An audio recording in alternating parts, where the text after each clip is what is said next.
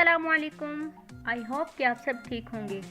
तो आज हम बात करेंगे काला ढोरिया ड्रामा की इस एपिसोड के बारे में। तो बात करने से पहले अगर आपने हमारे चैनल को सब्सक्राइब नहीं किया तो चैनल को सब्सक्राइब कर दें और बेल के आइकन को प्रेस करना बिल्कुल ना भूलिएगा। तो हम बात करते हैं काला ढोरिया ड्रामा की इस एपिसोड के बारे में। हमारा तुम्हारे खानदान से कोई ताल्लुक नहीं है, जाओ यहाँ से।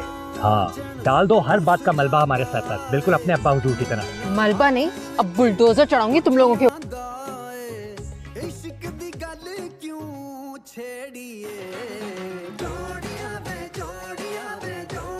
काला ढोरिया ड्रामा की एपिसोड में लट्टू की बर्थडे सेलिब्रेट की जा रही होती है। इतने में लट्टू की बहन आती है और अपनी दादी को मोबाइल देती है ताकि वो दादा से वीडियो कॉल पे बात कर सके। उसकी दादी बहुत ज़्यादा परेशान बैठी होती है और जब वो देखती है कि वीडियो कॉल लगी है तो वो दोनों बहुत ज़्यादा खुश हो जाती हैं। वो एक दूसरे से बातें करते हैं। इतने में मानो जो है वो छुप छुप के देख रही होती है कि उसके दादा वीडियो कॉल पे बात कर रहे हैं और वो बहुत ज़्यादा उदास हो जाती है और परेशान हो जाती है क्योंकि वो दोनों एक दूसरे से अलग होते हैं बेटों के बंटवारे की वजह से। और दादी लट्टू के बर्थडे के सेलिब्रेशन दिखा रही होती हैं और वो दोनों एक दूसरे से बात करके बहुत ज़्यादा खुश होते हैं।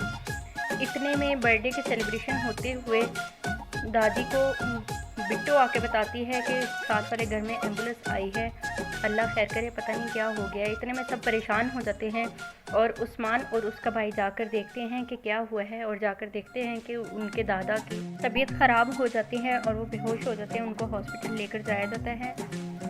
मानो और उस्मान की जो फुफ्फा होती हैं बिट्टू, वो जाती हैं, जाकर वो कहती हैं कि भाइयों का बंटवारा हुआ है लेकिन मेरा तो बंटवारा नहीं हुआ, इसलिए मैं जाकर देखूंगी अपने बाप को। और वो जाती हैं और उनकी भाभी जो है उनकी माँ उसकी इंसल्ट करके भेज देती हैं और वो वहाँ से वापस निकल के आ जाती हैं और आके अपनी माँ को बताती हैं कि ये दोनों भाभी हमें सुकून से नहीं रहने देती। उसकी माँ बहुत ज़्यादा परेशान होती है और वो रो रही होती है।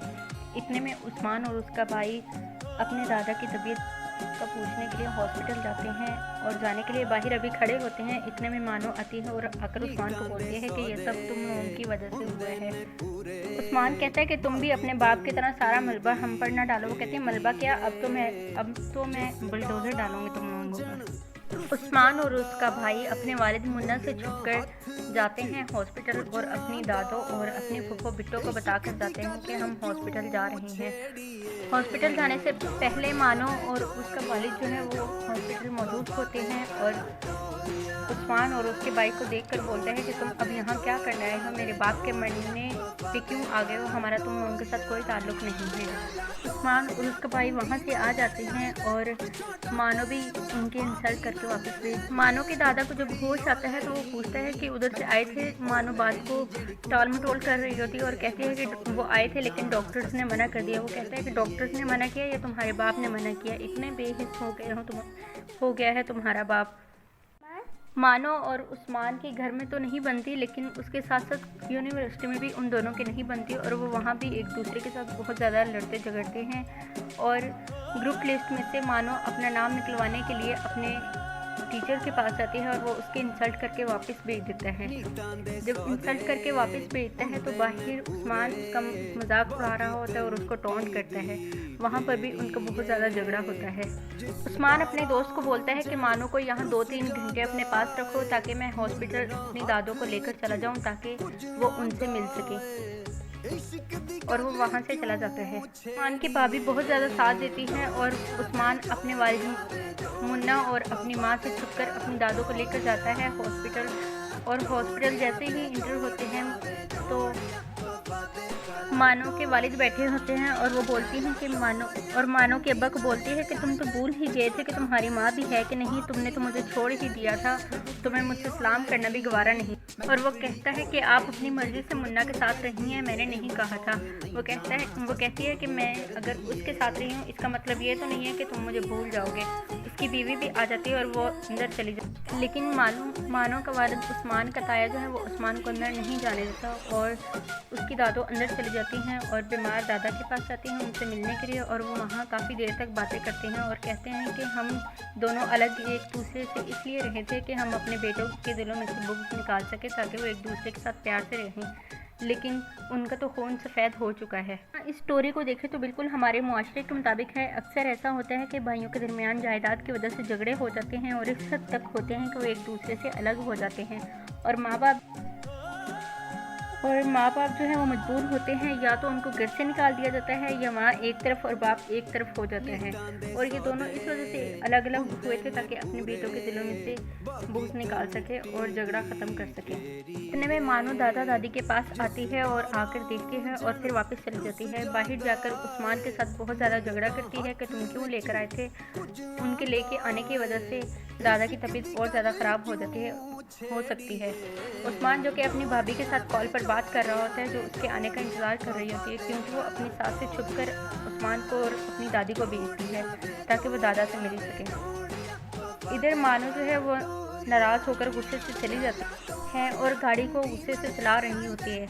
इतने में उस्मान अपने दादा के पास आता है, दादा दादी दोनों के पास आता है और दादा उस्मान से बोलता है कि ज़िंदगी के दिनों का कोई पता नहीं है, ऐसा करो तुम मुझसे मिल लो। तो उस्मान ये बात सुनकर उनके गले लग जाता है और उनसे मिलता है। वो तीनों बातें कर रहे होते हैं। उसके बाद वो तीनों घर चले जाते हैं। जब घर जाकर देखते हैं कि मानो की गाड़ी उनकी गेट के आगे खड़ी होती है। दादी और उस्मान दोनों बहुत ज़्यादा परेशान हो जाते हैं और वो घर में इंटर होते हैं। घर जाते हैं तो सब खाना खाने लगते हैं और मानो उनके पास आके खड़ी हो जाती है और कहती है कि उस्मान को क्या ज़रूरत थी कि वो दादी को हॉस्पिटल लेकर जाता।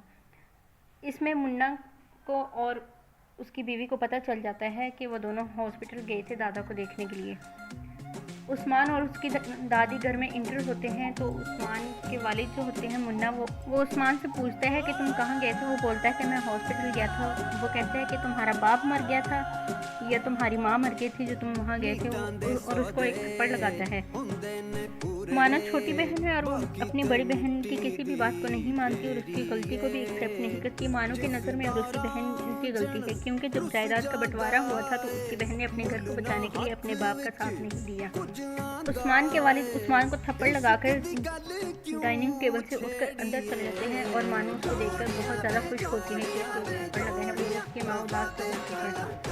फिर दूसरी तरफ उस्मान की दादी अपने रूम में जाती है और जाकर अपनी पैकिंग शुरू कर देती है। उसकी बेटी पूछती है कि आप पैकिंग क्यों करी। कहती मैं ये घर छोड़कर चली जाऊँगी, क्योंकि मुन्ना ने थप्पड़ उस्मान को नहीं, थप्पड़ मुझे अपनी माँ को लगाया है। लिट्टू की बहन ये सारी बातें सुनकर जाती है और जाकर सबको बताती है कि दादी ये घर छोड़कर जा रही हैं। और फिर सब परेशान हो जाते हैं और कहते हैं लो जी नवा कट्टा खुल गया।